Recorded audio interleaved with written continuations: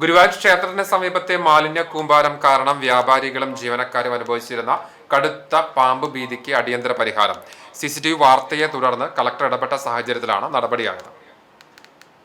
തെക്കേനടയിൽ ദേവസ്വം ഓഫീസിന് പിറകിലായി കാടുപിടിച്ചു കിടന്ന പ്രദേശത്തെ മാലിന്യങ്ങൾ നീക്കം ചെയ്യാൻ അധികൃതർ നടപടി ആരംഭിച്ചു. ക്ഷേത്രത്തിൽ നിന്നുള്ള കരി, ആനയൂട്ടിന്റെ അവശിഷ്ടങ്ങൾ, മറ്റ് ജൈവ അജൈവ മാലിന്യങ്ങൾ എന്നിവ കൃത്യമായി സംസ്കരിക്കാതെ തെക്കേനടയിൽ കുന്നുകൂട്ടിയിട്ടിരിക്കുകയായിരുന്നു. ഈ പ്രദേശം പൂർണ്ണമായും കാടുപിടിച്ചതോടെ വിഷപ്പാമ്പുകൾ ഉൾപ്പെടെയുള്ളവയുടെ താവളമായി മാറി. ഇതോടെ സമീപത്തെ 32 വ്യാപാര സ്ഥാപനങ്ങളിലുള്ളവർ കടുത്ത ഭീതിയിലായി.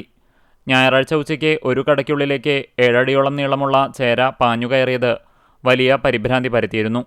തുടർന്ന് പാമ്പ് പിടുത്ത വിദഗ്ധരെത്തിയാണ് ഇതിനെ മാറ്റിയത്.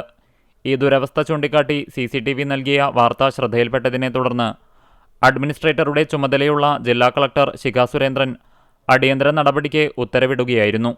ഇതിന്റെ അടിസ്ഥാനത്തിൽ പ്രദേശത്തെ കാടുകൾ വെട്ടിത്തെളിക്കുകയും 1 ലോഡ് മാലിന്യം ഇന്ന് തന്നെ നീക്കം ചെയ്യുകയും ചെയ്തു.